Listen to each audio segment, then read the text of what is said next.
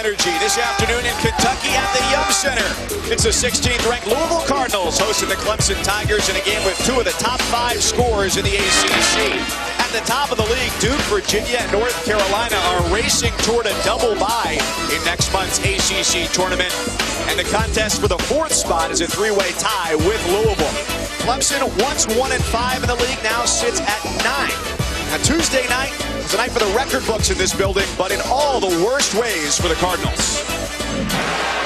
Well, it's over, but it's not over. Jordan Goldwire forces a turnover. Trey Jones lays it in. Williamson, and one. Reddish for the tie. Yes, sir! And the Blue Devils with a comeback for the ages. A chance for a rebound if there ever was one for Chris Mack's team. I'm Mike Cousins with Corey Alexander. Glad you're spending some of your Saturday with us. How do the Cards turn it around today? Well, the biggest thing is Chris Mack relaying to his team confidence at the end of the game. Louisville has struggled to finish games, overtime loss at Florida State, and then, of course, the famous comeback by Duke. But they're playing against an opponent who has similar struggles. Clemson's 4-game winning streak in the ACC is sandwiched by 2 buzzer-beating losses. So both these teams, when we get to the end of it, could have questions about whether they can finish or not.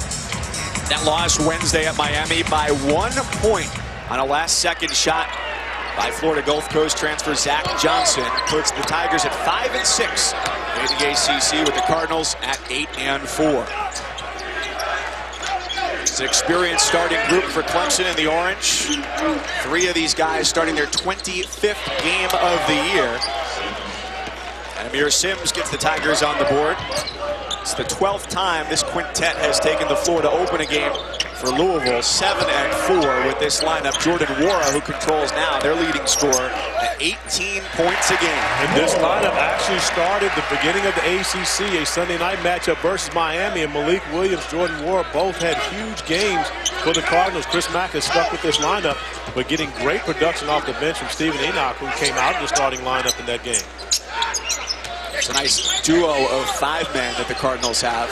Presents quite a challenge to the opposition. It really is. I don't think there's another team in the league that has that level of talent up front with 2 different players. Of course, you've got great centers throughout the league, but I don't believe anyone has that level of depth up front. Guys who can shoot the 3 reliably well.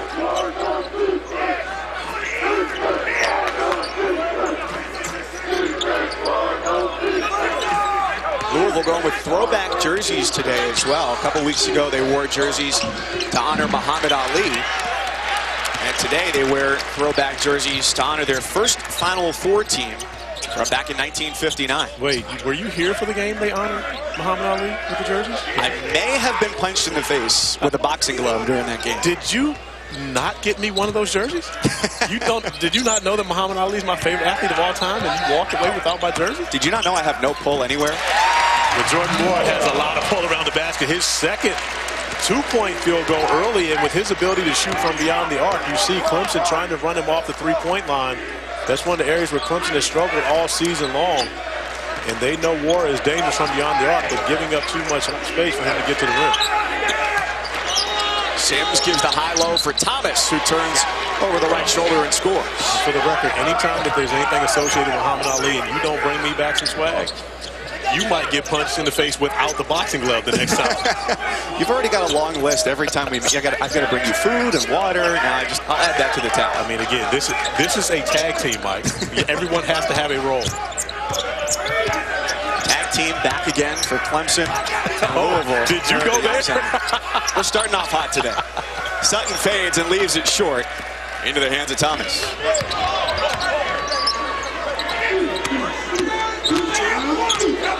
That's normally dangerous when you have the big handling the basketball, but it ended up not being Thomas turning it over as Amir Sims with the travel. And Brad Brownell not happy about that, but is happy with the way his team has defended recently. Back into the top 5 of the ACC, scoring defense, giving up only 64 points per game. And that's really his calling card. Brad Brownell has always been a defensive coach. Clemson got away from that a couple years ago, but has found that touch once again. Saw Clemson down at Miami on Wednesday, and Jim Larinaga said, look, I've known this guy for a long time. We've coached against each other in multiple leagues, and that's always been his calling card, physicality and defense from his groups. And he has a veteran team. When you look at the starting lineup, you have 4 fifth-year players in the starting lineup for Clemson, so the physicality definitely helps when you've got veteran players to execute the play. Thomas waiting for it, and another travel call. Ted Valentine blows the whistle. Joined today by Tony Chiazza and Tony Henderson. Uh-oh. Tony, and Ted has done it again. If we're gonna start quoting, song lines, do you know that? I didn't know. You didn't know that? Okay, all right, I got you. Over my head, as many things are. The tag team back again, though. Okay. You knew that one, but you don't know anything about Tony. Okay. Doing my best. There was a concert here last night, the Valentine's Love Jam in this building. Ooh, was Ted in the building? No, but Tyrese was. We got another team. There you go. Mitchell up with the left and off the rim. And volleyballs out to the big man, Malik Williams. Here comes Cunningham, 1-on-4. He's looking for Wara, who drives the lane and jams uncontested. One of the reasons why Jordan Wara is in the top 10 in field goal percentage in ACC, getting great looks at the rim, but also the ability to knock down the three-pointer, takes so much attention away from the opposing defense because they don't want one of the ACC's best getting going. Well, they got to keep an eye on him and not give him easy looks like that. He's started the scoring early for Louisville. Yeah, it doesn't get any easier than this for Jordan Wara. 3 opportunities at the rim, 3 for 3 inside the paint. Of course, the easiest one he may get all day long. The 1959 Final Four team, the first Cards team that went to the Final Four. Be happy to remember they beat Kentucky on their way to the regional championship that year.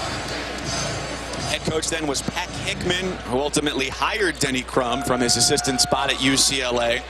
That was back when they had the third place game that got 86 and 81. Mike Cousins, Corey Alexander, glad you're here with us.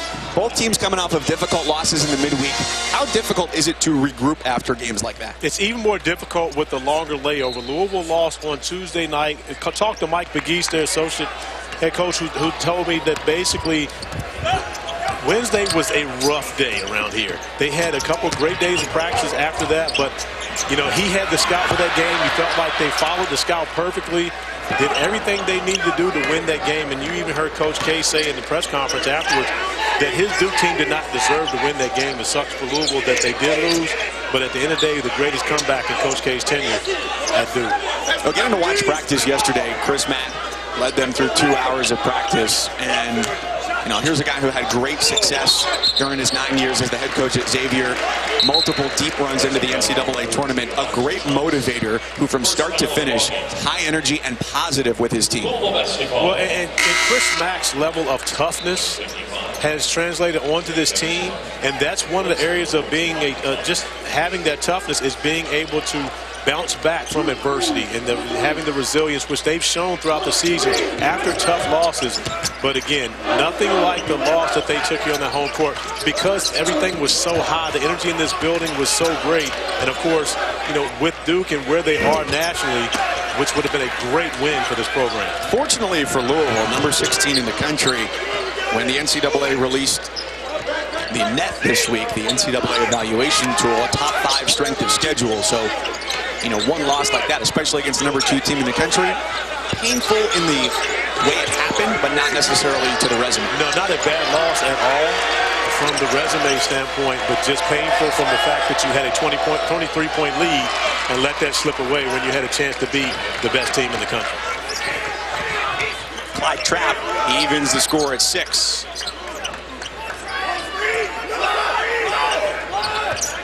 There's Enoch setting the ball screen, the big man coming off the bench.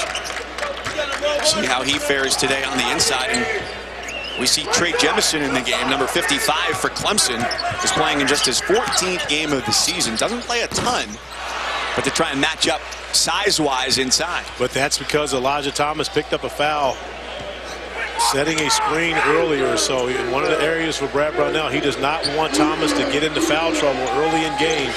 So Jemison getting in ahead of Javin White, who normally gets the nod behind Thomas. And that's another fun matchup to watch today. David Skara against Jordan Wara on both ends. Well, and Skara, one of the better defenders in the league, and takes on the challenge of guarding Jordan Ward. Ward got 3 opportunities at the rim early, as we see Quan Ford with another opportunity at the rim, and Louisville has done a lot of damage early in this game with their points in the paint.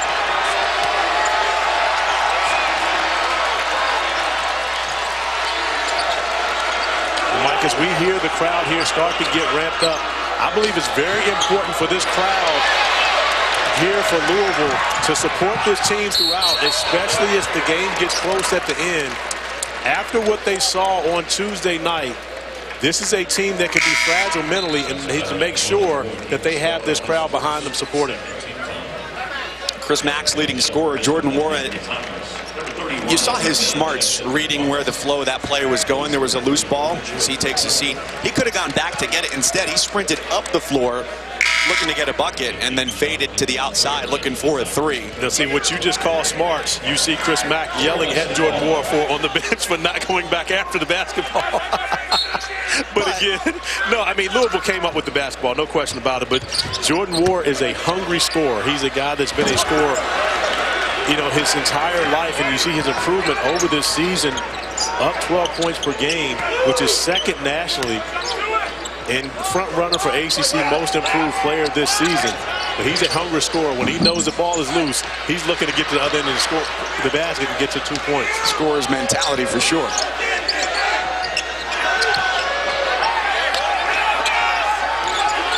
Trap's got to go. They've got 4 to shoot. Newman, the freshman, from the corner. And the ball comes down into the hands of Cunningham. Going 1-on-2. McMahon from 3. Got it in transition. His specialty.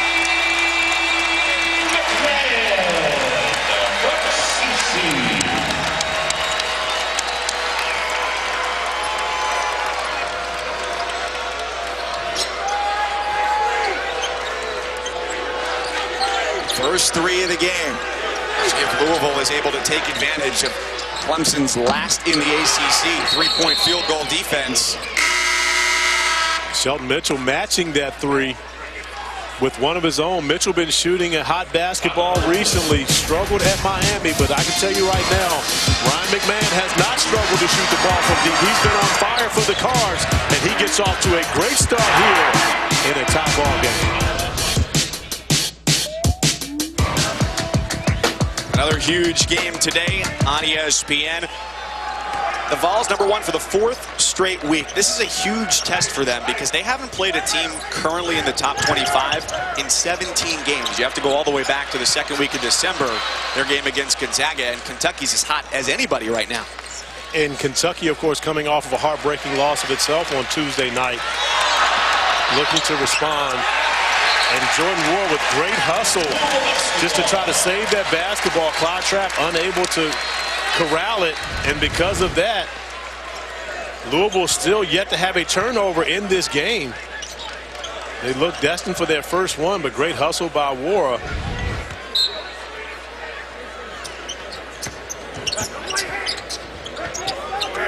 Wara guarded by David Scarra, who in the last 3 games has had quite a challenge having to guard Virginia Tech's Nickeil Alexander-Walker and Chris Likes on Wednesday against Miami, and today Jordan Wara, one of the top 5 scorers in the league. And Scarra, very versatile defender. He's guarded Jose Alvarado from Georgia Tech. He's had to go against, of course, a number of different players at Florida State.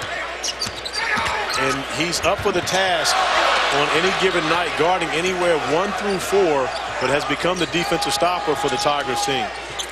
Thomas loaded up with a head of steam, goes down the lane, tries to shoot from his rear end, and then Mitchell hits the 3. I don't know that I've ever seen anybody try and take a shot like that. I've seen it before, but normally it's at the end of a shot clock, not when you try to bring the ball down the floor in a fast break and finish. But does a great job actually tipping it out after the shot, and gets offensive rebound for that as well. Hockey assist as well, yeah. You see Scarra again, great defensive effort, denying the basketball to Wara. And a lot of it has to do with the fact that Scarra is not in help, because Wara is such a great shooter. David Scarra not in the normal help position. He's pretty much staying locked in on Wara, regardless as to where he goes on the court.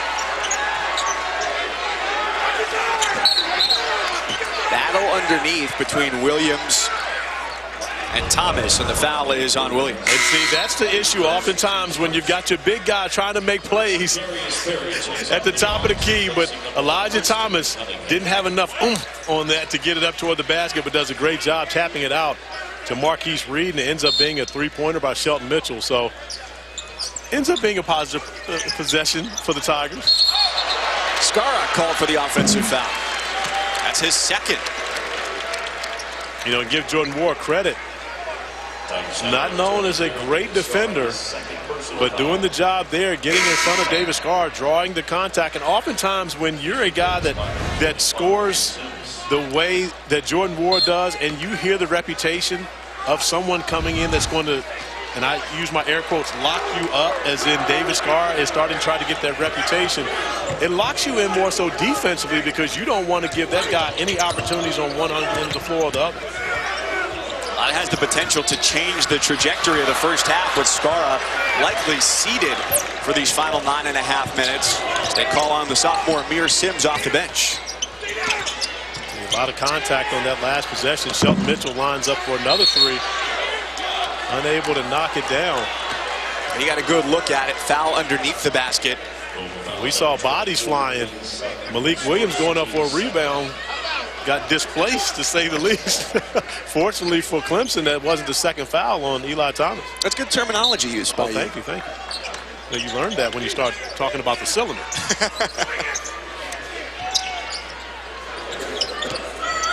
Foul was on Dwayne Sutton for Louisville, his first.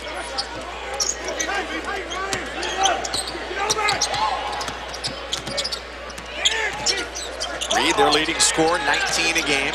Mitchell's gotten a couple good looks from up top, and Thomas turns as he scored in that same spot earlier, but leaves it short. You know, with Thomas having to play against a lot more size, Malik Williams probably has a 2 to 3 inch advantage over Thomas, as well as Enoch, who he has to go up against an offensive end of the floor. Corey, our next UFC Fight Night is tomorrow, 9 Eastern. Former heavyweight champ Cain Velasquez, one of the best in UFC history, returns to the octagon after about 2 years away and takes on Francis Ngannou in the main event on ESPN and ESPN Deportes, with the prelims on ESPN Plus starting at 5:30 Eastern. And you can start your free trial at ESPNplus.com. Now, when you guys decided to put on the boxing gloves, well, I think that must have been Chris Patola who put the gloves on. I mean, again, with ESPN and the marriage with the UFC, why didn't you guys just go bare knuckles on that? I mean, what's going on? Why did you go, you know, the soft route and put gloves on? Is really the question I'm asking. It was a sucker punch because he punched a sucker sitting next to him.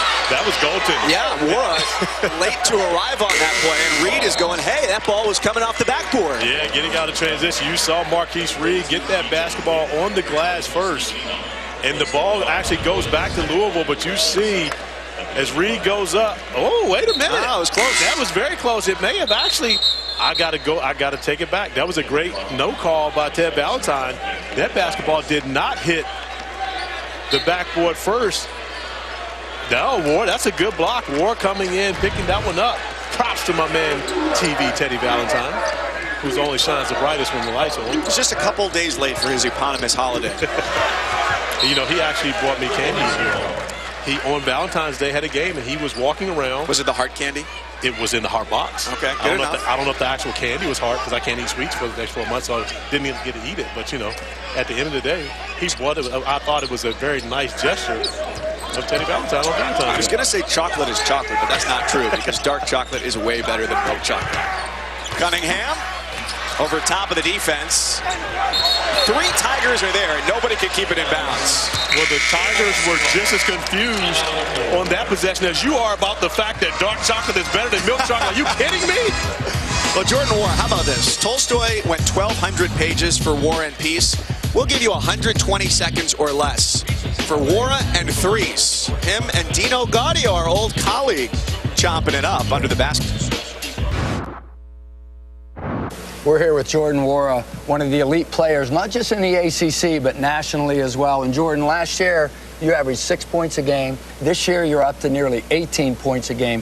What do you attribute your increase in productivity to? You know, I had a really great summer in the weight room with my teammates and, you know, Coach Kettler. Also, you know, on the court, you know, playing overseas for my dad in Nigeria, and just individuals with the coaches really helped me a lot. Now, what is Jordan Wara's offensive game? You've always been a really good shooter, but how have you also expanded that? Yeah, I've always been able to shoot. This summer I worked a lot on, getting to the rim, being able to finish, and also, pull-ups in my mid-range game a lot. So the three, the middle game, and finishing at the rim. Well, let's look at your offensive game right now. Good. Now let's go 3-2. Let's see your middle game right here. Good shot fake, pull up, nice. And then finally, short game, let's finish at the rim. Lift a guy, go by, finish. Jordan Nwora, one of the reasons Chris Mack's Louisville Cardinals are the 16th best team in America. Dino Gaudio now sits on Louisville's bench. He's been coaching for about a quarter century. He was with ESPN the last 8 years, but if you told me he'd been in TV for 25 years, it looks like a pretty good TV personality there. I'm disappointed. I'm disappointed. Dino and I actually worked Nike Skills University together probably about 7 years ago. And Dino got no shots up in this clip. He didn't play any defense. I'm very disappointed in Coach Gaudio's his effort. He should have been guarding Jordan Nwora on that possession, not just passing the basketball. That's not the Dino I know. Well, as we've seen, that's proven very challenging to do with him as the 5th leading scorer in the league this year. And he mentioned his dad, Alex, who's been the head coach at Erie Community College in Western New York since 1999 and coached him with that Nigerian team as well. Yeah, I think his experience with the Nigerian team this summer really helped him because he played good minutes a year ago, but I think that really took him over the top and put him in a position to where he could come back to Louisville and be the guy. This season was a role player last year, but he has become the man here for the Cards. Maybe a different team without him. Their leading scorer, they're down by 1 on home court. Welcome back to Louisville and the ACC on ESPN. With Corey Alexander, I'm Mike Cousins. We just talked about Jordan Nwora and saw his ability to score from 3 levels. Got walked through that by assistant Dino Gaudio. If he doesn't make the huge jump he did in scoring this year, it could be a very different year for the Cardinals, right now 16th in the country. Well, it really would be, and you talk about Jordan Nwora, who didn't start the first 5 games. Coming into this season, I'm not sure that Chris Mack and his staff knew what they had in Jordan Nwora or if he had really shown that he could be this level of a gamer. B.J. King actually was in the starting lineup for the first 5 games. You see Nwora continuing, of course, to get the job done on both ends of the floor. Until he's called for an offensive foul, knocking down John Newman. Well, and what he did there, the mistake was not kicking the ball earlier to Darius Perry on the wing and taking the extra dribble, getting the offensive foul. But you have to also remember that he was the one that came up with the steal off the inbound pass. A great job deflecting the basketball. Would have been better suited to kick that to Perry in the corner earlier, but it's a possession that Louisville doesn't have if he doesn't become an improved defender, which he has throughout this season. And again, another play right there. Jordan Nwora getting his hand in the passing lane, deflecting the basketball, and that honestly was the reason why he did not start at the beginning of the season for Chris Mack, because he didn't have that level of defensive intensity and the understanding of what he needed to do for this team on the defensive end to be successful. They knew he could score, but he's been an all-around player this season. Thomas, the offensive foul as he lowered his shoulder into Enoch, and that's number 2 on Thomas. So 2 of the most important players for Clemson are saddled right now with 2 fouls, Scar and Thomas. And give Stephen Enoch credit, and we talked about the depth that Chris Mack has up front at the center position with Malik Williams and Stephen Enoch, and both those guys able to move their feet on the perimeter, guarding smaller players, and also the ability to shoot the 3. Enoch unable to finish on that one, but they stretched the defense with their ability from beyond the arc. Enoch in that game against Duke hit 3s on back-to-back possessions. And he's only shot 24 this year, but he's at 46%, 11 for 24. Well, Louisville was a world beater in those first 30 minutes of that game. I mean, there was nothing they could do wrong, and that's going to be the second on Nwora as he extends that right arm.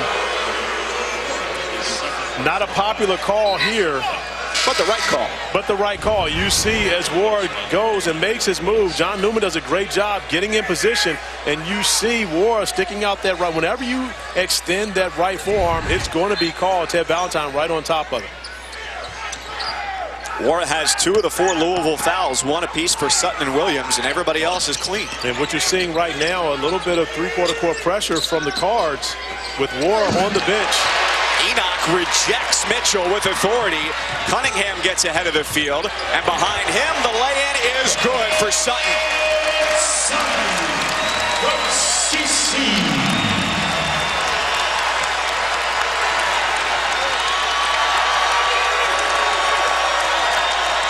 Turnovers have been problematic in the first half for Clemson, already 10 of them, but only down by 1. Newman shakes McMahon and delivers. Nice response from Newman, but on the previous possession, the pressure doesn't always have to result in the turnover. Oftentimes a quick shot is just as good, which ended up being a block shot for Enoch as he picks up a foul trying to swipe away at the Marquise Reed rebound.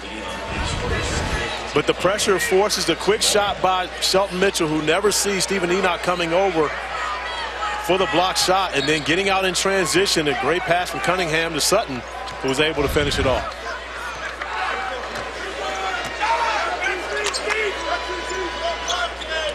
A low scoring but evenly matched first half between a pair of teams coming off of crushing losses.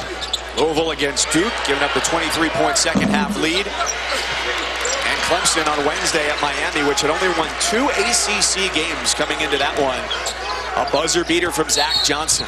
And Clemson is fine with this pace, no question about that. Brad Brownell will love it. Later today, 3 of the top 5 teams in the nation on ESPN. NC State's going to try and make it 3 straight wins against Duke for the first time in more than 30 years. As they try and knock off number 2. And then the game of the night, Tennessee and Kentucky, which lost to LSU on Tuesday, has never lost back-to-back home games under Cal. It's 172 games. And if I had to take a guess on that one, I would think that they still wouldn't.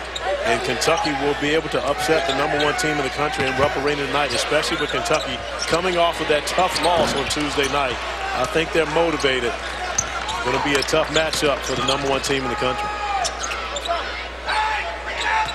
Have you ever heard as much conversation after a game about basket interference and goaltending as you did in that one? Oh, of course. You know how many pickup games I've lost where somebody stuck their hand in the rim? Yeah, I've heard a whole lot of conversation about it. But again, when you look at what the conversation has been as Marquise Reed knocks down his first bucket on the afternoon, the conversation has primarily been about why is it that you cannot review that play. And I think with everything that we have, when you often go to the scores table to see if a shot was off in time, if you got a buzzer beater off, I think it's simple enough to be able to review that as well. But of course, it's not a rule right now. It has to be put in, and this is a rule change year coming. I think it's something we will see this summer. Cunningham back irons the 3. It was a good discussion on game day today leading into our game here about Coach Greenberg said you should be able to review that, and Jay made the counterpoint, which I agree with both sides. Jay? Jay Billis, sorry, that you don't want to have. Say ball, Jay. Yeah, the one who didn't play in the Celebrity All-Star game. There you go. The one that you don't want to have too many things to be able to be reviewed and go stop the game every 30 seconds. I would disagree with that, especially at the end of the game. Reed didn't get it off in time. Shot clock violation. No video review necessary. That's it. 3-point game. Clemson with the lead on the road. Hey, fellas, hold on. Did you guys see that punch from Spatola? I mean, that was a very weak left. Come on, and more importantly, there was no contact. This right here is the way it was supposed to go down. You got to go bare knuckle to chin. That's great. That'll be for a UFC promo in the second half when Corey punches me bare knuckle. Fonz, that's what it was like back when you were playing, when you came into the NBA.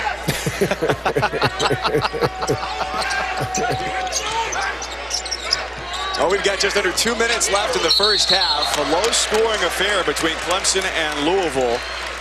That's the way Clemson likes it because they've got the 3rd best defense in the league, giving up just 64 points a game, 22nd in the country. And right now, you're talking about a low-scoring affair for both these teams. But Louisville, I believe, is 3rd in the ACC during ACC play and scoring, averaging over 77 points per game. So they're not used to playing this pace, and they've shot the ball so well, over 9 3-pointers in their last 4 games.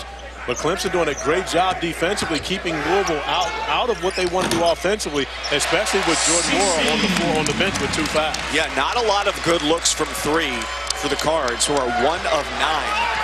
And as you mentioned, their proficiency from beyond the arc. The only team that makes more per game in the league is Virginia Tech, because just about everybody on the floor at any given time can hit a 3. All day to line it up, and Reed sends it long. And Reed may have had too much time on that one, studied wrong and studied too long. Coming this August, ESPN and the ACC pair together to bring you the ACC Network, which it's Bill Walton, right? Bill? Never heard of him. Oh, yeah, well, we may have to start calling the ACC the Conference of Champions, with all due respect to the Pac-12, because since 2015, the ACC has won 6 titles, more than any other conference. That's why I hadn't heard of him. No, Bill Walton, one of my favorites, love watching him. And a bit confused on the Conference of Champions, but at the end of the day, I mean, you know, when he was playing, to his credit, the Pac whatever, it might have been like the Pac-4 back then, but whatever the Pac number was the Conference of Champions in that day. It's just been a while since anyone out west has won a national championship.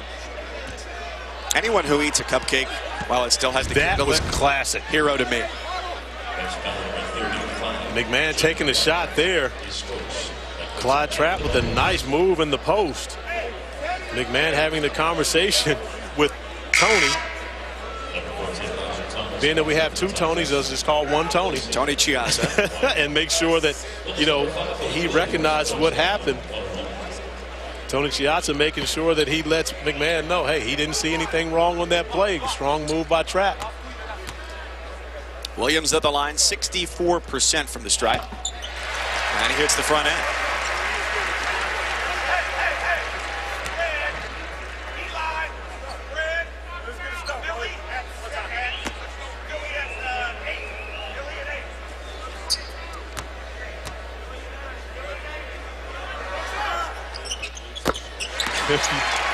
Ron McMahon having a conversation with every official on the floor. Well, he just talked to Ted Valentine, which was interesting because a couple weeks ago in the North Carolina game here at Louisville, McMahon had a collision at just about the same spot where he was outside the 3-point arc, and no foul got called on that play, and Valentine was the official right on top of him after that. But a great exchange between the 2 of them. And Ted Valentine letting McMahon know he will definitely have an eye on that next time. Thomas and Skara sitting a good bunch in this first half, but the Tigers are going to halftime with a comfortable advantage, 23-19. And a great opportunity for Brad Brownell to get Elijah Thomas back on the floor with 2 fouls. And Thomas with the beautiful find, cross-court to Clyde Trapp at the buzzer, knocking down the 3, extending the Clemson lead to 4. Our Jeep halftime report is coming up. LaVonzo Ellis, Dallin Cuff, and Chris Cotter, a 4-point game at the half. Lots of action around the country, and certainly plenty more to look forward to tonight. Chris. Welcome back to Saturday Showcase, presented by 5-Hour Energy here at the Yum Center in Louisville. It's a 4-point game. Clemson leads the number 16 team in the country, 23-19. Welcome back inside. Mike Cousins, Corey Alexander. Tigers turned it over 12 times in the first half. They had 2 of their best players play 9 minutes each.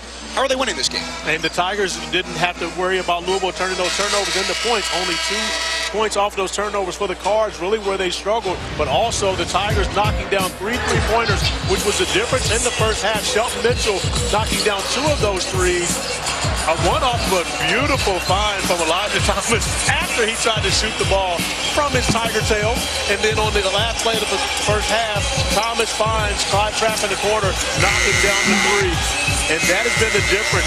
3 made 3-pointers versus 1 from Louisville, who is averaging double-figure 3s over their last 4 games. And you see just a little bit of the game track of this first half. Brought to you by Alliance for Lifetime. Season low for the Cards. Their previous was 27 against Kentucky in the first half. So held well under that number by the number 3 scoring defense in the ACC. And Clemson's been doing the job recently on the defensive end of the floor. And right now, a great stop would look to be a sure 2 for Malik Williams. under the basket, but unable to finish. And right now, you can tell Louisville getting frustrated with this Clemson defense. And, Mike, you tell me, do you see a hangover right now from Louisville? Is that it, or do you give Clemson's defense the credit? Based on the practice I watched yesterday, it was very spirited for Louisville, and they didn't, other than to say, hey, that's behind us now, didn't bring it up. I think it's got to be a lot of credit to Clemson here, which also has getting back on the right track on its mind after losing to Miami on Wednesday at the buzzer. Well, and then you look at what NC State, when NC State beat Clemson on the buzzer beater, Clemson went on to win four straight games after that. So they've shown they can bounce back after a tough loss. 3 straight misses at point-blank range for Louisville. Sutton, Williams, 4 all had opportunities on the last 2 possessions. You know, this Clemson team has blocked 29 shots in their last 4 games leading up to the Miami game, so they're doing a great job defending the rim. But these aren't blocked shots. These are just misses by Louisville where they're just unable to finish right around the basket, getting point-blank looks, as you mentioned. And I think there were still some questions to be answered for Clemson, which if they come away with a win here today, certainly is good. They'd be at 6-6 in the league, sitting at 9th place right now. But according to Joe Lunardi, into the NCAA tournament field as a number 10 seed, because as they went on that 4-game winning streak, they won by 18 points a game, and it was against teams in the bottom half of the conference. Well, and Clemson right now, as of a week ago, was out. Was one of the first few teams out. They weren't even the first 4. They were the next 4 out as recently as Tuesday. But then the win at home last Saturday over Virginia Tech put them back into the mix. And now losing at Miami did not hurt Clemson at all, as you see Joe Lunardi's bracketology. As Cunningham goes and finally finishes at the rim, and the opportunity for the and one. But right now you've got 9 teams from the ACC represented right now in the NCAA tournament. After Elijah Thomas battled foul trouble in the first half, he goes right back to the bench. The big man for Clemson gets his 3rd, just 2 minutes, 20 seconds into the second half. And Thomas felt as though he went vertically on that possession, jumping in the air inside the restricted area. So not sure about that call. Headed to the bench talking to his coach. But Clemson is a different team without Thomas on the floor. We'll see if they can withstand. Well, I'm sure Louisville is hoping to be able to make a run here at the beginning of the second half.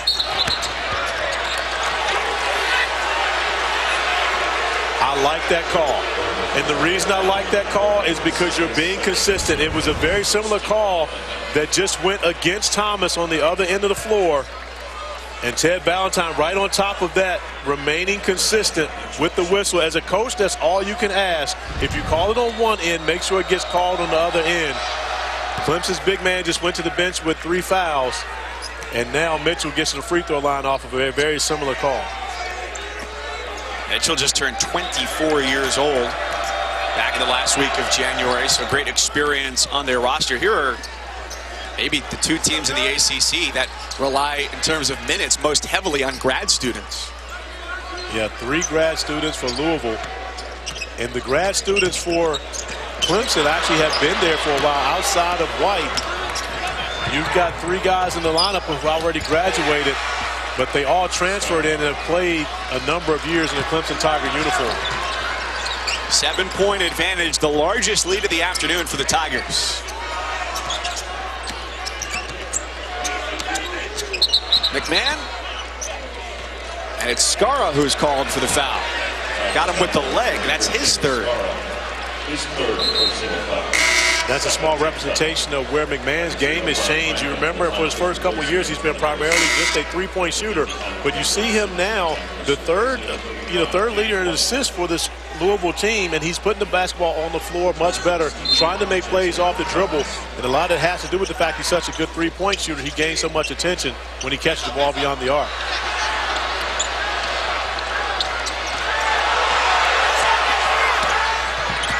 Here comes Mitchell.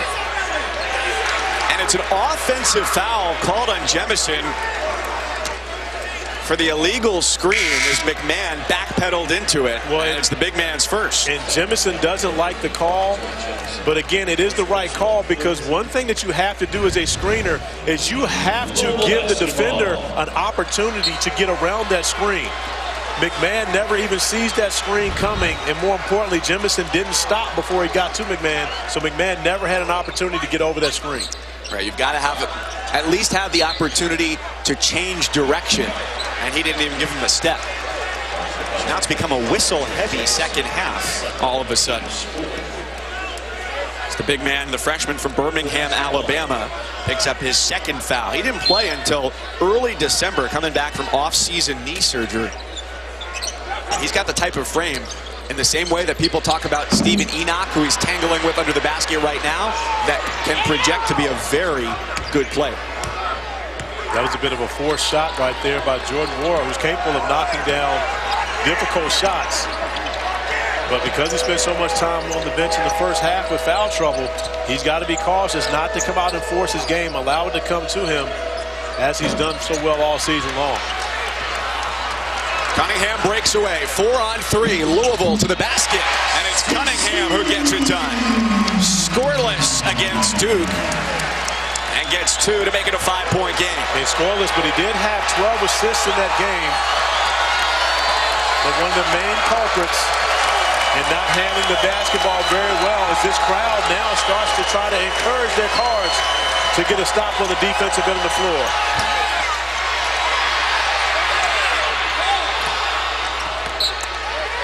That was just heaved by Reed over his head, trying to get some contact, and Cunningham is slow to get up with the timeout. Well, Cunningham looking as though he got poked in the eye, but earlier he had great vision going from one end of the floor to the other. Clemson's defense unable to get back. Number 1 for the last 4 weeks, has won 20 of their 23 games by 10 or more. But I'd like to verbally retweet Ken Pomeroy, who yesterday pointed out their strength of schedule has been easier than Santa Clara and Washington State. So how do they fare against number 5 Kentucky? We'll find out tonight. Well, I think the biggest issue is the fact that they're going to be at Kentucky. I think that's the strongest test to that, and Kentucky coming off a heartbreaking loss. I believe there will be an inspired group in blue at Rupp Arena, as well as 25,000 cheering them on, creating a tremendous environment.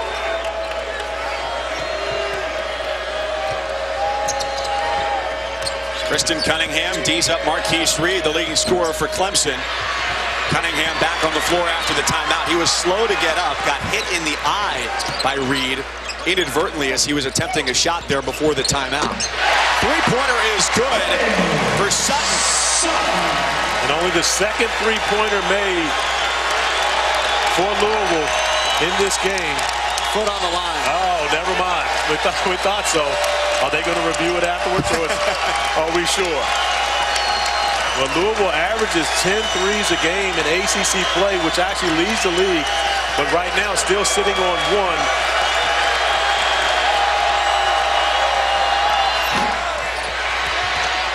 Cunningham battling forward in the corner. Out of bounds off of his shoe. We saw Cunningham take a shot to the face earlier as Marquise Reed coming down with the right hand to the cheek of Cunningham after a shot on a great defensive stand by Cunningham.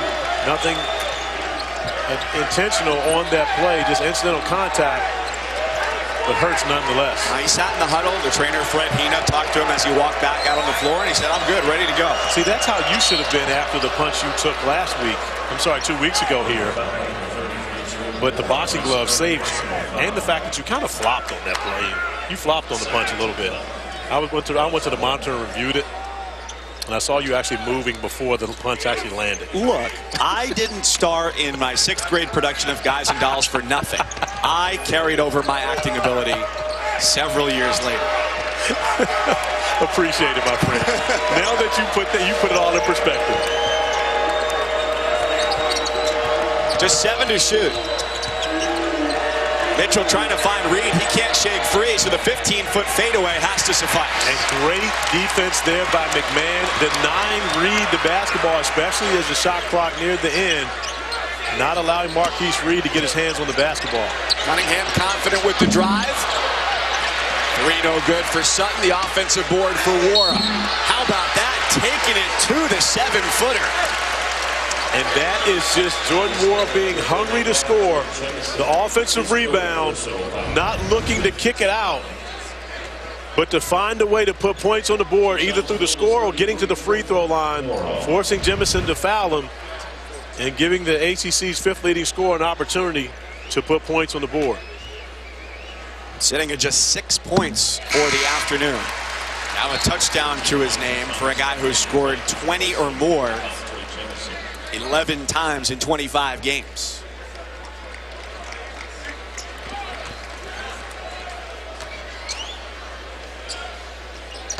Cardinals are now in front for the first time since about the 5-minute mark of the first half.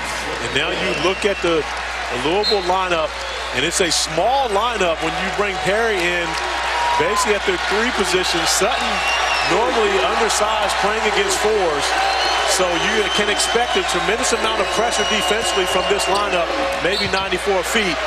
But right now, nothing Enoch can do with Elijah Thomas making plays on the perimeter. We saw Thomas turn the basketball over earlier trying to make a play off the dribble. This time he's successful, an opportunity for the 3-point play.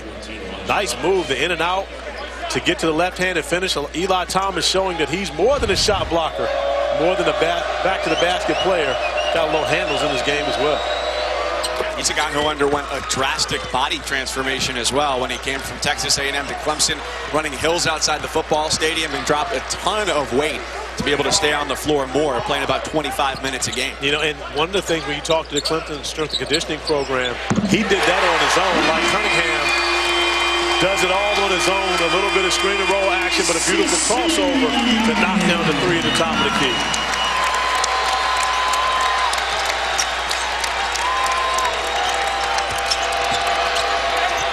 Thomas going down the left side of the lane again. Scooped by Perry on the run. Now loose ball. Reed goes tumbling to the feet of his head coach. And Reed was actually, he saw Amir Sims ahead and was trying to get that basketball and scoop it over to Sims. You see Marquise Reed, one of the ACC's leaders in steals, and trying to gather that to throw it to Amir Sims, who was behind the play. Reed frustrated with the fact that he couldn't corral that one. Now that would have been a hoop scoop. Literally. I tell you what, you're on point today, my friend. First you mentioned your 6th grade play, and then that. Now let me tell you about Dan Yankees. Cunningham's got 4 on the shot clock, and Reed the rebound for the Tigers. 12 minutes to go. Wara on the bench right now for Louisville. He's been sitting for about 90 seconds of game time. Chris Mack strategically timing out his star's rest. So he'll be back in at the next whistle.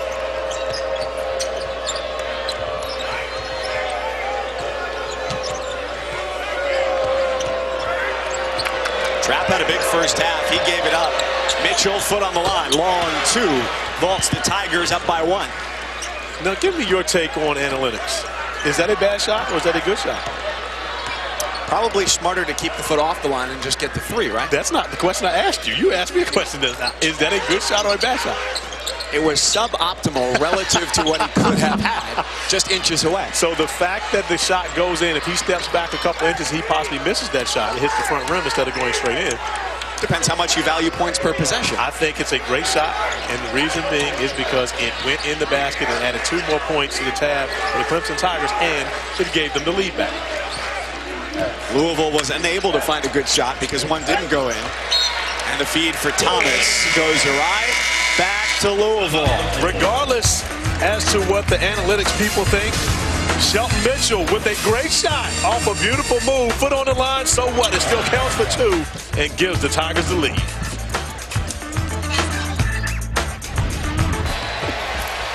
Michigan in a topsy-turvy Big Ten. A number 2 seed right now per Joe Lunardi. Tied for the lead with Michigan State after losing to Penn State earlier in the week. Quite an interesting game. John Beilein getting ejected in that game. But keeping it close with Maryland. Both teams coming off of losses, or I should say only Michigan, after Maryland beat Purdue on Tuesday. 10.5 to play here in Louisville. Mike Cousins, Corey Alexander with you inside the Yum Center.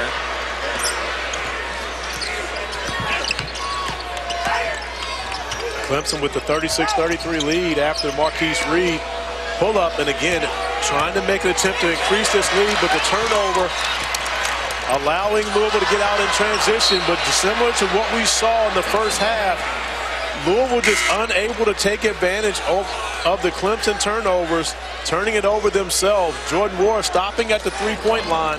McMahon leading Ward to the basket, so miscommunication on that play gives the basketball back to Clemson with an opportunity to try to build on the lead. And Chris Mack yelled to nobody in particular after that turnover, value the ball. Especially got to be sitting forefront in the mind with the way that the Duke game came to a close and so many of those turnovers. That wasn't even against pressure. I mean, not even the Duke game. The Duke game, of course, you have 17 turnovers, but they had a season-high 23 turnovers versus Florida State on the road in a game that they end up losing in overtime. So Louisville struggled, just as Coach Mack says, valuing the basketball over the past couple of games. The intent right now is clear for Clemson. Get it inside to Thomas, whether it's Enoch or Williams defending. But Thomas had to put his shoe back on. It was 5-on-4, and Perry hits the three.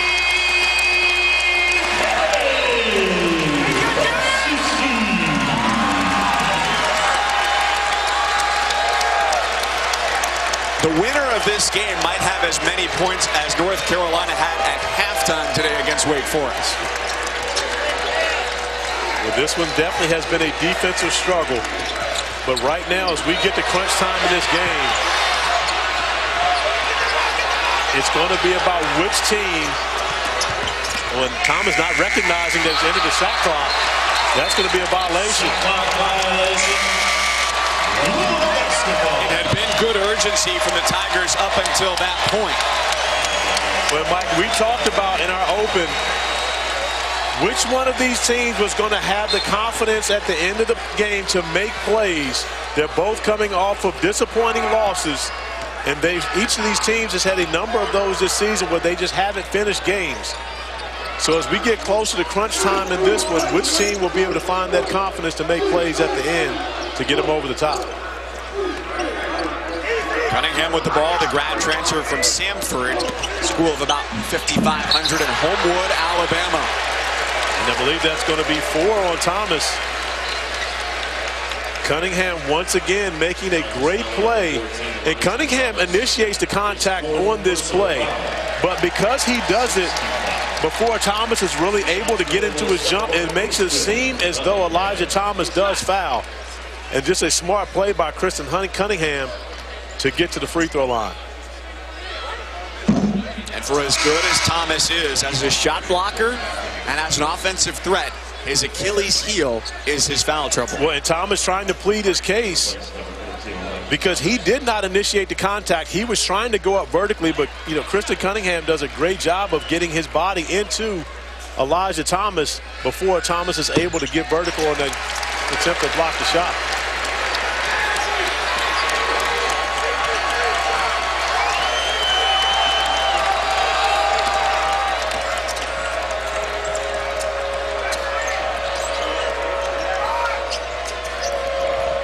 Skara cuts in front of the basket in front of Wara, who picks it up and leads the charge for the Cardinals.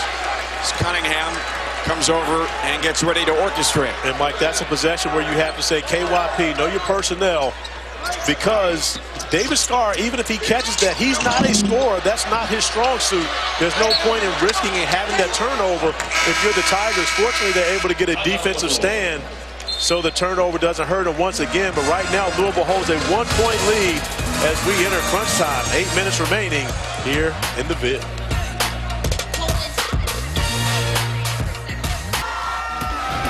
ESPN's exclusive presentation of college basketball is presented by 5-Hour Energy Shots. Get back to 100%.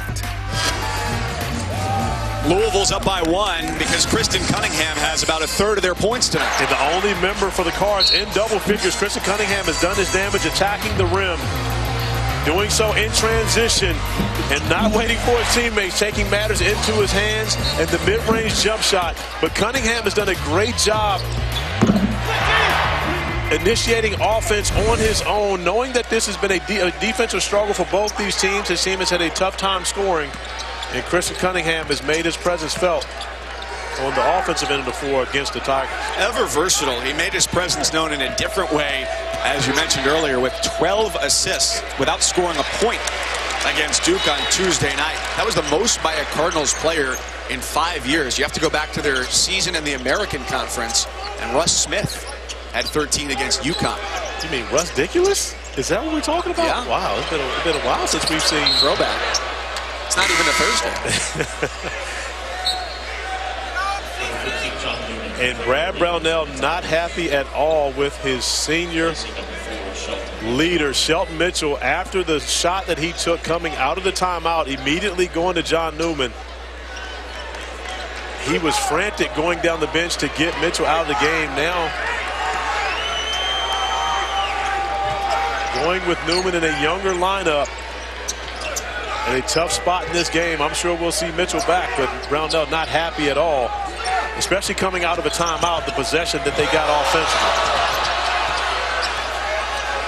They've taken the shot clock under 10 quite a few times this afternoon. It pays off as Reed steps back with the three.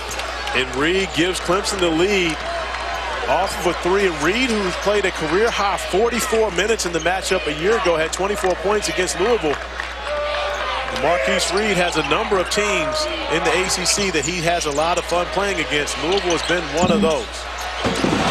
That's a three they'll allow for Malik Williams. And Darius Perry, as if he was in a trampoline halftime show, leaped up trying to slam that home. Yeah, but Marquise Reed on the previous possession, the step back three to give the Tigers the lead. But Darius Perry with an almost SC top 10. Right now, Clemson holding a 2-point lead here on the road.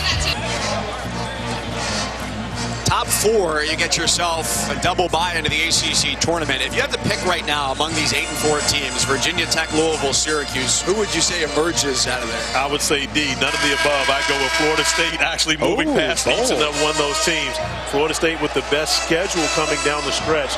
Louisville has to go to Syracuse. Virginia Tech playing without Justin Robinson. So going to be difficult for all those teams, but I think when the smoke clears, it'll be the Seminoles sitting in that 4th spot with the double bye in the ACC tournament. You just made Chuck Walsh's day. Oh, you know he's listening. I would say if they're not playing, he's listening, but honestly, Chuck might be listening even though they would be playing. The esteemed sports information director at Florida State. So Louisville looking to tie this thing up or take the lead. It's been low scoring all day. Clemson had a 4-point lead at the half, 23-19, as both teams look to get back to winning after difficult losses earlier this week. Three-pointer from Stephen Enoch was pure. It's only the 25th he's taken this year.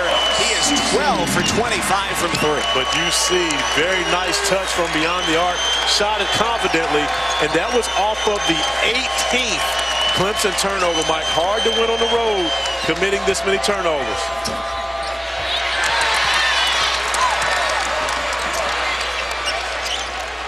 It's been surprising, given the number of turnovers that Clemson has had. They turned it over 12 times in the first half, that it's still been so close. Normally, you said if you look at that number, it wouldn't be the case, but they've given up back-to-back threes. This time it's Perry, and all of a sudden, the score swings to favor Louisville by 4. And Brad Brownell has got his guys, Shelton Mitchell and Eli Thomas, both at the scorer's table, knows that he can't continue to go any longer in this game without his 2 fifth-year seniors on the floor, especially with back-to-back threes from the Cards, extending it to a 4-point lead. You mentioned KYP, know your personnel. If you're the one who's guarding Stephen Enoch, you can't leave him out there like you would most other fives. You have to recognize that. We talked about the depth that Louisville has at that position. We just saw Malik Williams miss a three from that same spot. And Chris Mack coming right back to that action. This time Enoch able to step up and knock it down. Middle screen and roll. And Cunningham does a great job navigating Amir Sims to short closeout, giving Enoch more than enough room. And then Darius Perry, who had a number of major turnovers in that comeback loss against Duke, stepping up and making big plays and big shots here for the Cards.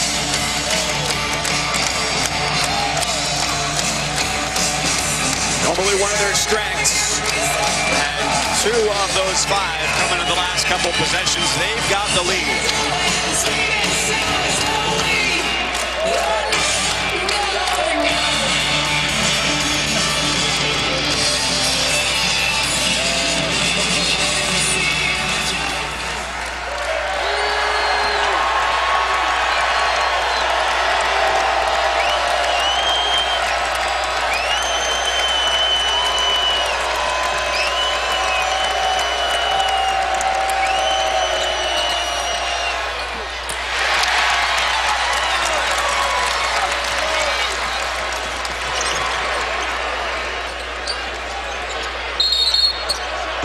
Under the basket as Enoch shed 2 defenders on his way to the rim. SportsCenter comes your way tonight after Gonzaga, San Diego with Bucci and Anderson. Jay Billis will join the show to break down the matchup between number 1 Tennessee and number 5 Kentucky. That's at 8 Eastern here on ESPN. How about Ja Morant, projected top 5 NBA draft pick, and the best from the NBA All-Star Saturday in Charlotte. SportsCenter midnight on ESPN and the ESPN app.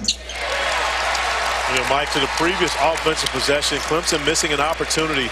Eli Thomas on the slip gets a good look at the basket, but instead of going up on the same side and using his right hand, tries to reverse it, get back to his dominant left hand, is unable to finish, and it could be a 4-point swing by not getting that 2, and Enoch knocking down the second free throw possibly for Louisville.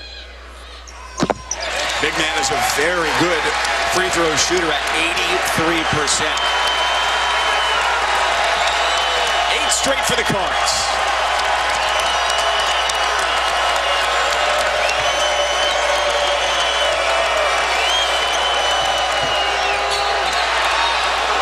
Skara fouled by Perry.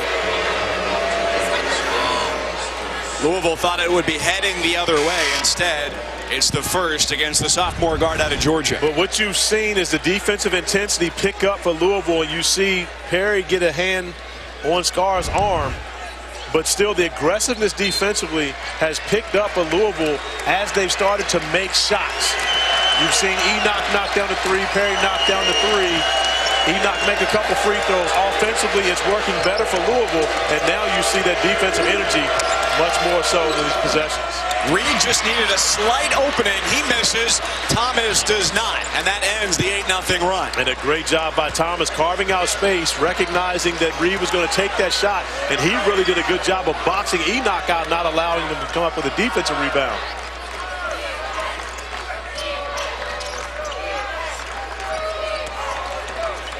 Cunningham looking inside for Enoch. Missed him, had a brief moment where he could have fed the big man. Now 8 to shoot. Off the screen, he's got to create. And it's a 3 for Cunningham.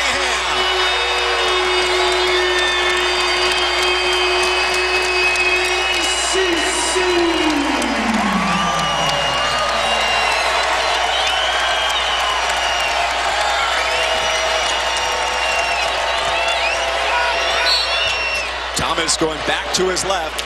That time caught Enoch off balance. Because both these teams have had some tough losses. We question which team would have the confidence to make big plays at crunch time. Well, CC's got it. Cunningham knocks down the big 3.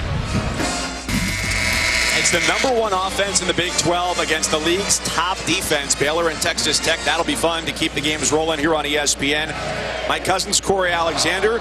Louisville down by as many as 7, now leads by 7, and Kristen Cunningham has helped lead the charge. 14 of his 16 have come in the second half. And you see Louisville 1 for 9 in the first half from 3, 5 for 9 in the second half. That's been the difference for them, especially as of late.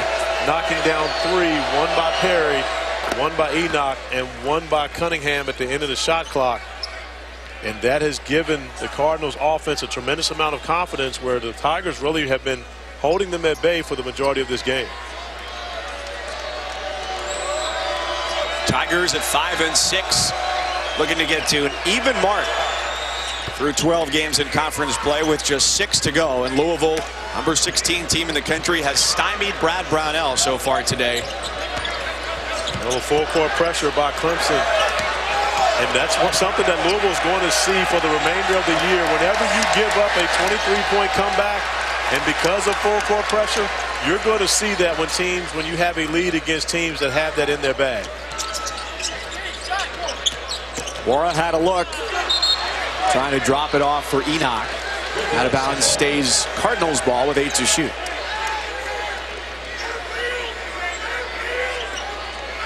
Wara with only 8 points, 3 of 10 from the floor, and 0 of 4 from 3. And remember, he got off to a great start. He had three baskets right at the rim early, but got in foul trouble in that first half and sat probably for 10 minutes. Mitchell powers his way up the floor. And Thomas, as he has time and time again, takes it from the right side to the left. And just like that, a one-possession game. And again, which one of these teams has the confidence at the end to make plays, regardless as to what you say to the media and what the coaches tell you? It's in the back of your mind right now if you have a lead. And do you play too safe, not be aggressive enough, stay passive, or do you continue just to play good basketball and try to build on your lead? That's where you often get caught in the crosshairs. And right now, Clemson with an opportunity to tie this basketball game, or at least cut the lead to 1 with the basketball. You get down to a one-possession scenario, as we are right now, 48-47. For each team, who would you want taking the last shot? Well, right now, I want Christian Cunningham taking the shot from Louisville. Jordan Wara is your best player, but Cunningham has had the best night, and more importantly, you don't have to work to get him the basketball. He's the point guard that has it in his hands, and he'll make plays for others. Made a play for Enoch right there, unable to finish it. And now for Clemson, of course you want the basketball in Marquise Reed's hands to be able to make a play or make a shot, because he's done it the entire time he's been in the orange uniform. Cunningham stops the clock as he's called for the reach-in. Well, you heard Chris mention Baylor, Texas Tech coming up next. It'll be West Virginia, Kansas, and then NC State and Duke. Blue Devils are off to their best start in conference play in 8 years. They're riding high. And then Tennessee, Kentucky, the marquee matchup, a sonic blockbuster. Number 1 versus number 5.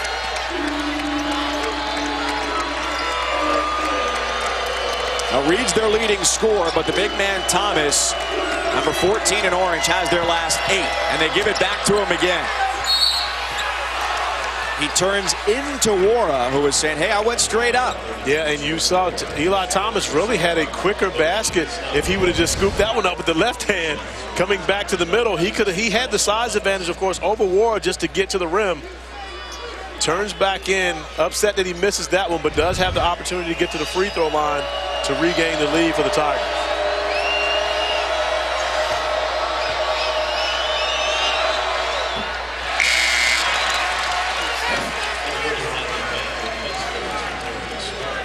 We talked earlier about the NC State loss for Clemson, in that it helped them go on a 4-game winning streak after that.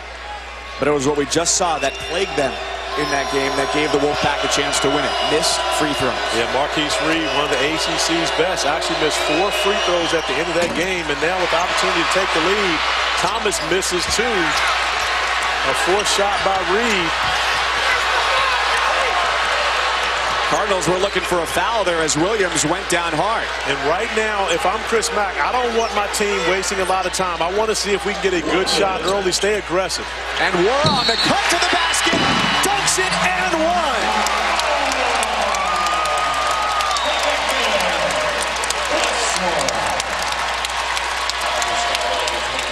And it doesn't get any more aggressive than this. Jordan Wara with a beautiful cut.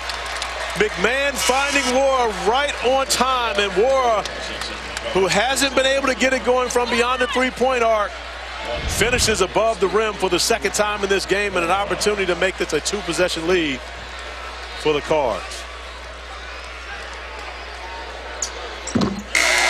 24th time this year that Jordan Wara has scored at least 10.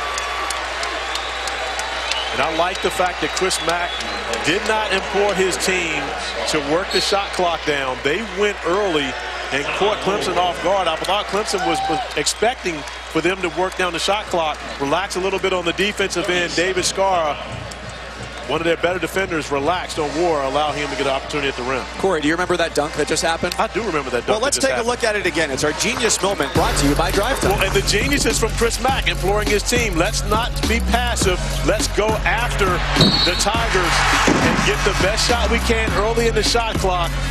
Beautiful cut by Jordan War and the impressive finish above the rim off of a beautiful feed by Ryan McMahon.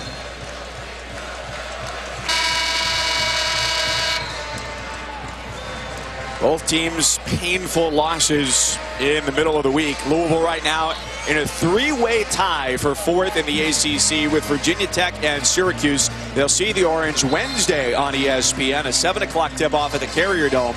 Right now off to their best 12-game start in their 5 years in the ACC.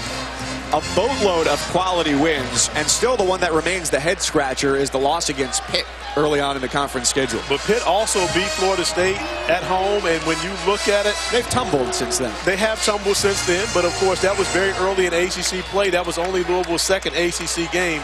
They ran off, I believe, a 6-game winning streak after that, which is the longest since they've joined the ACC. So when you say that's their worst loss, that's not a bad loss to have. That's the worst loss you have on your resume to Pittsburgh on Pittsburgh home court in overtime. Now just a minute to go with Louisville up by 4. Reed turned away, out of bounds. Stays the Tigers' ball. Amazing. I think they're going to take a look at the monitor. I believe so, but amazing how the players immediately run over to ask the officials, and that will go back to Louisville. You see Marquise Reed's hand on the ball last as he tries to save it and then allows it to go out of bounds. But you see the entire team running to the officials saying, please go review that. And you look. It didn't hit the Quan right there. Quan 4. You've been waiting to do that. You have wanted to hit the Quan all afternoon long. Well, with 46 seconds to go, checklist complete. You did it. So what's the strategy here, assuming that it is going the way we think it is, going back to Louisville? How does Clemson play this? Well, you basically come out with the same full court pressure that you had with Elijah Thomas on the basketball. Allow the ball to hit one of the corners, see if you can get a trap and get a turnover. But if you don't get a turnover, you've got to foul and rely on Louisville. As you see, Reed takes that basketball into the air, and the basketball has been awarded back to Louisville. So expect for Clemson to come out with the full court pressure, get a trap in the corner. And once the ball comes out of the trap, if Louisville's able to advance it successfully, you'll see the foul. But we have to remember, Louisville has been shaky at the end of games, handling pressure. Chris Mack imploring his team to be strong with the basketball. And if they don't have something, to make sure they call a timeout. And they've got their best free throw shooter on the floor, Ryan McMahon, who shoots 95%. Out there for the Cards. And right now, you could just throw that long to Malik Williams. McMahon down the floor. Williams, the easiest 2 of the afternoon. And another smart play, taking the 2 points instead of pulling it back out. Thomas lost it and was the last one to touch it. We've said it before, Mike, in this game. KYP, know your personnel. It's a 6-point game with so much time left. What you don't want is your 6'9" center handling the basketball, trying to make a play. Brad Brownell can only shake his head because it's Marquise Reed, his guard, kicking the ball ahead to Elijah Thomas. You see Louisville does a great job handling the basketball, getting into the middle of the floor, and Sutton does a great job with the advanced pass, and McMahon finding Williams for the finish to make it a 6-point game. There's probably some people watching this game thinking about Tuesday night and saying, where was that press break when Duke was here? Well, the difference between the two is the fact that you've got so many different playmakers on the floor for Duke and guys that can cover areas. You know, you and I had the conversation earlier about who was the ACC Defensive Player of the Year this year. Trey Jones, of course, will be in the mix. Coach K has talked him up, and Trey is worth everything that has been said about him. But Zion Williamson may actually be the Defensive Player of the Year to go along with ACC Player of the Year and National Player of the Year. He may be that guy this year in the ACC. It was also, I think, a big difference, too. Man-to-man versus 2-2-1 pressure from Duke. Absolutely. How long they are. And you see Elijah Thomas, the 6'9" center for Clemson, trying to make a play off the dribble from half court. And that's not what you want if you're Brad Brownell. Now they're 19th turnover in this game, and that's not what you're looking for at this time. That's where Shelton Mitchell or Marquise Reed, your guards, have to be the guys making plays. Because of that, Louisville regains possession of the basketball and an opportunity to make this a 3-possession game if they're strong with the basketball, handle the track. War is going to inbound it. He's got Enoch, Sutton, McMahon, and Cunningham on the floor. Cunningham 76% from the stripe, will go to the line. Am I talking to Mike McGee, assistant head coach for Louisville before the game? One of the things that Louisville and that struggle where they had against Duke, they went 10 for 13 from the free throw line, but the 3 misses in the second half were all the front end of 1-and-1s. And so when it comes to finishing games, this is part of it as well, is getting to the free throw line, making free throws, continuing to add to the number of possessions that it's going to take for Clemson to get back into this game. 35.5 seconds for the 6-point lead is a lot of time to be able to get back into this one if you're Clemson. You have to take care of business at the free throw line if you're Louisville. At first, it looked like that foul may have gone on Elijah Thomas, which would have been his 5th. Instead, the officials attribute it to Marquise Reed, just his first. Leading scorer for the team, 3 for 15 from the floor, 7 points. Not huge days for either team's top scorers. Wara has 11.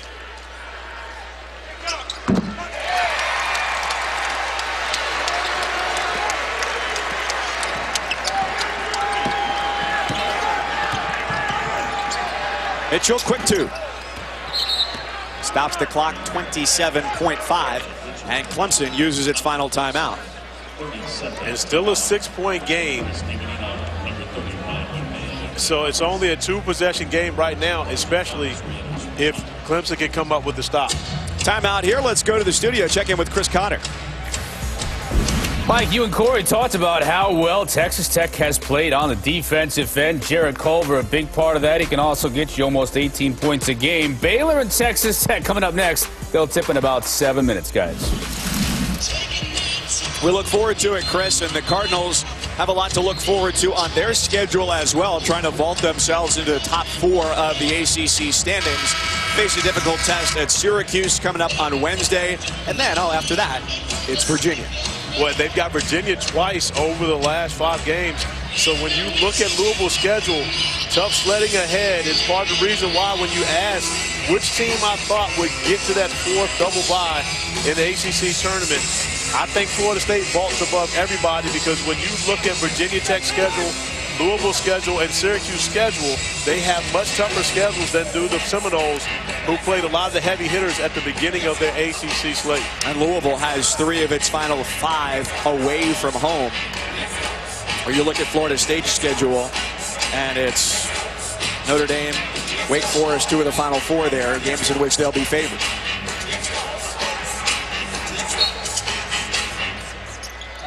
The bucket from Mitchell made it 55-49. Louisville with a gift. Here comes Mitchell again from 13 feet. Too much off the back iron, and nobody's taking it away from Enoch. They're going to have to foul him to stop the clock. And Thomas and Brad Brownell having the conversation where Brownell is telling Thomas that he has to foul. Thomas tells Brownell, I have 4 fouls, but at this point, it doesn't matter. You can't waste valuable seconds, as Louisville has honestly another bonehead play on the turnover coming out of the timeout. McMahon fakes going long. War throws the basketball, giving it right back to Clemson as Scar fouls out.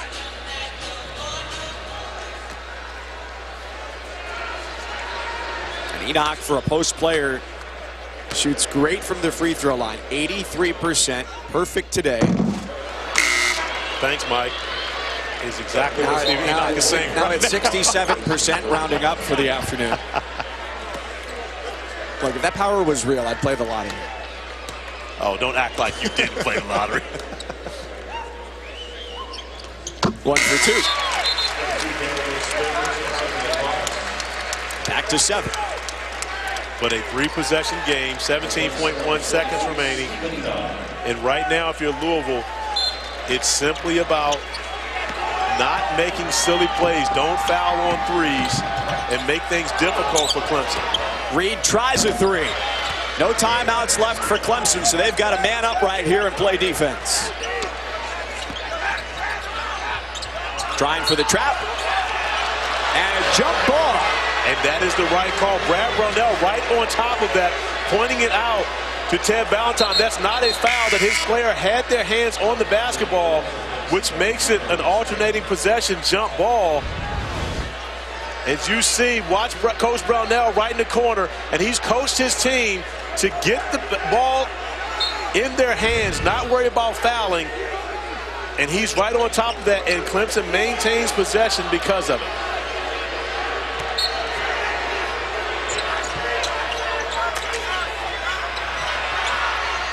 It's Thomas who passes up the 3 for Reed. His triple is good. 56-55, 3.5 seconds to go. Life yet in the Tigers here at the Yum Center. And Mike, right now, Louisville again shooting itself in the foot, end of game situations, and you know they've practiced it. This is solely about confidence and believing you can win the game, and everything that you could do wrong over this final stretch, they've done by not getting out of that trap and being strong with the basketball, and then the great play by Thomas, not shooting the 3, but getting into the hands of a much better three-point shooter in Reed, who's able to knock it down. And now this is a one-point game. And honestly, at this point, Mike, and when the ball comes in for Clemson, you want to foul immediately. So therefore, you save as much time as possible. Force Louisville to go to the free throw line and make free throws, but with 3 seconds, if they have 3 seconds left, they have more than enough time to be able to advance the ball off the dribble and get a good look at the rim. Of course, you know that there's no way Louisville wants to even be in the picture to try to foul and possibly give them 3 free throws. 3 seconds would seem a lifetime after Clemson's game at Miami, where Zach Johnson hit the shot to put the Hurricanes ahead for good. Initially, the clock read 1/10 of a second. They adjusted upward for 4/10 of a second, which wasn't enough time to do anything. So 3 seconds, relatively speaking, could be a lot to work with, but some will inevitably come off the clock as they foul on the inbound. And if you're Clemson right now, all you're thinking is, hey, we've lost 2 games in our last 6 off buzzer beaters. We're due for a win here. And right now, the Tigers believe that with 3.5 seconds, they still can win this game.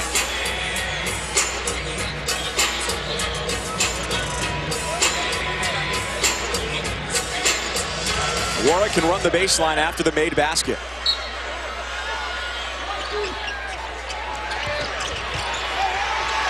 Gotta get it in. He gave it up. And it's rejected by Wara as the horn expires. The missed shot from Newman ends the game.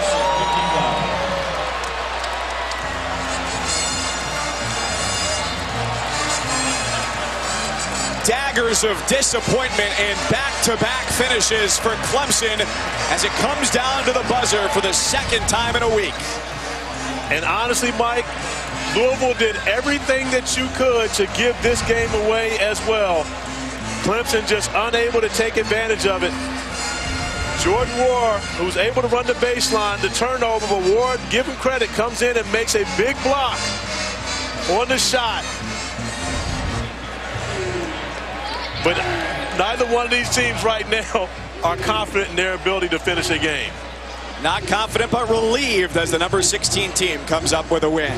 So for Corey Alexander, our entire crew, Mike Cousins saying so long from Louisville. Up next, Baylor, Texas Tech. We take you to Lubbock.